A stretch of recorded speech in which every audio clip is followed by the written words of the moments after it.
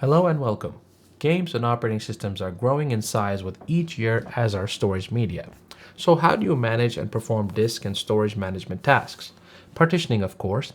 Partitioning is a means of logically dividing physical hard drives into space that operating systems such as Windows or Linux can utilize for data, games, and everything else.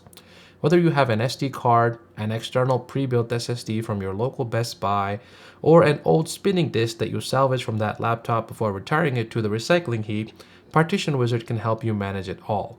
And stay tuned till the end where I reveal a bonus tip on how you should partition your new hard drive or a drive on a newly purchased laptop to segregate Windows and operating system files from your data in case an OS installation situation arises. Enter the minitool Partition Wizard. In this video, I'll give you a tour of this amazing utility that everyone should own, whether it's the free version or the pro license. It has something for everyone. A must-have for enthusiasts and pro users alike. Let's begin. One situation where a partition tool can be very useful is if you have an old hard drive that's been sitting for quite some time, you plug it into your PC and you don't see it show up here in your Windows Explorer, and you're wondering, hey, what's going on? Well, with a tool such as Partition Wizard, you can hop in quickly and you'll see here that it immediately detects all of your disks, including disks 2 here. So this is the one that we're interested in. I've just plugged in an old hard drive that I've had sitting perhaps for many years here. And one feature I find particularly useful when, let's say, you're going to address how you've partitioned your drive and you want to move around partitions or resize them. It's very handy for that. So let's say I can select here, move or resize this partition. Suppose I decide to install a new operating system. I want to install Linux besides my Windows partition here. I can select this just by using the slider. I can visually resize down this hard drive. And I can say, well, let's just say we're going to split this in half, use about half of it roughly for this space, and we're going to use the other half here for Linux. So we'll select OK here. It's automatically resized. We click apply here down in the left-hand corner. It takes just a few quick seconds here, and our drive is now partitioned. And we'll see here as we hop into Windows File Manager that the size of our partition and our drive has changed. We can then select this new space here. We'll create a new partition. And I'll demonstrate here that we can also create a Linux partition as well. And we'll go here and select X4 as our file system. And we'll give the primary partition label as home for our home folders. And we'll leave drive letter everything here to default, and we'll see here that out of this space perhaps we're going to use only 500 gigabytes of space here. So we'll use 512 gigabytes of this space, and we'll click OK, and we'll see here that we've got a home X4 partition here created. You can also go back here, create a new partition, and we'll select here Linux swap partition. We don't need to label this, and we'll leave it at 64 gigs. And of course, you can do this here to create all the other partitions that you need. And let's say we wanted a partition that is shared perhaps over a network share for an old Windows system. We could select FAT32 here and click on old shares, and we'll select here drive letter as F.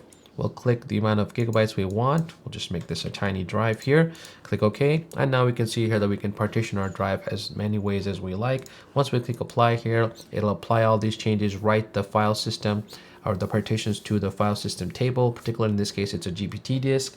So it'll write those to this GUID partition table on the hard drive. In certain cases, if you have a drive that's also been sitting for quite a long time, what you may want to do, particularly on the old magnetic spinning disks, is to go to this device here and run a surface test. This will basically give you a quick test to make sure that all of the blocks are still readable, still okay.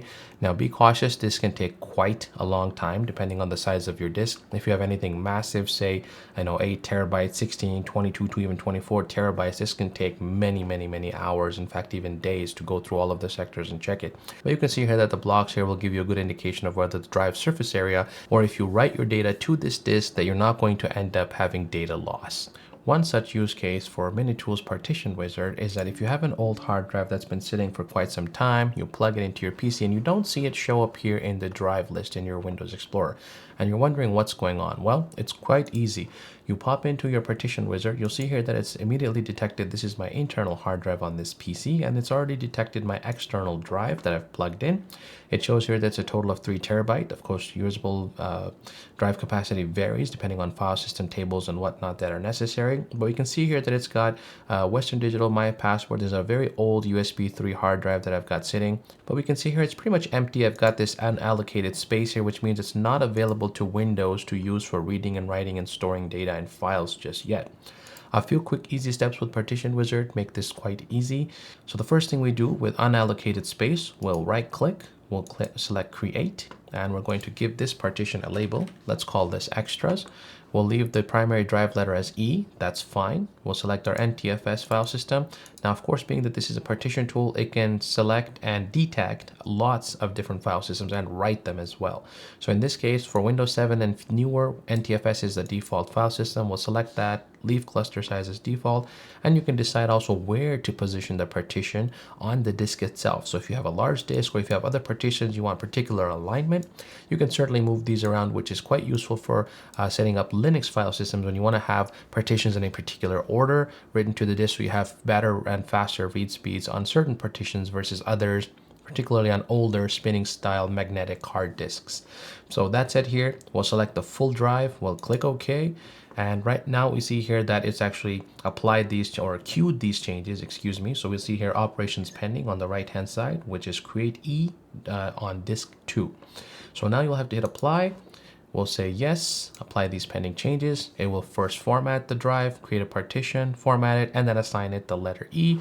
And voila, just like that, we see here that now in our Windows Explorer, E drive has popped up. We can now certainly store files and copy data to this drive.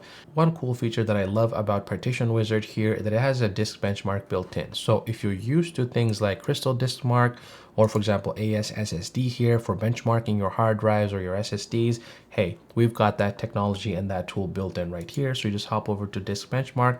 Let's say we want to benchmark our newly formatted disk where we've just created a partition and assigned our drive letter.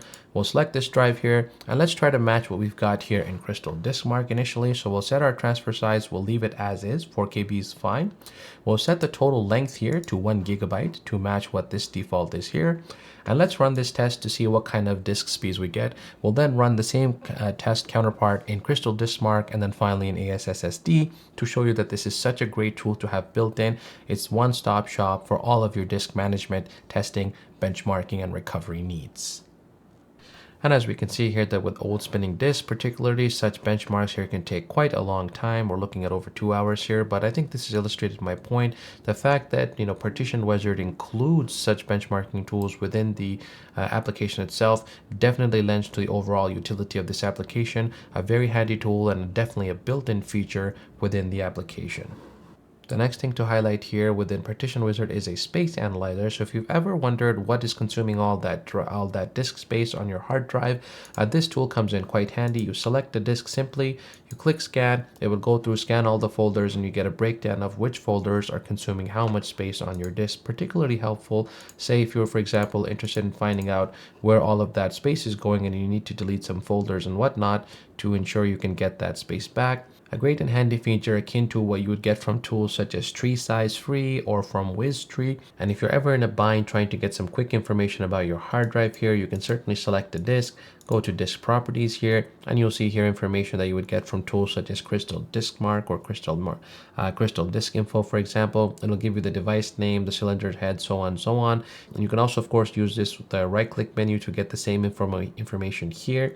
If you go to properties, we have all of the disk particulars here. We get the physical sectors and of course the GPT GUID as well. And this one here is 1863 or roughly 2 terabyte SSD. In closing, I'd like to add that this preview was just a quick peek at the feature-filled and highly useful app that is Partition Wizard. It would take hours to demonstrate each and every one of its features on video. Rather, I hope this has given you an introduction to it and raised awareness for a tool that you must have in your toolbox. Please check the link in the description if you're interested in purchasing a license to help support this channel. A license key was kindly provided by minitool to help in the review and making of this video. Alright, if you enjoyed this video, please click the like button, get subscribed, and ring that notification bell to be notified of new videos. And please use the links in the description to purchase using our affiliate links to help support this channel. Thanks for watching, and we'll see you in the next video.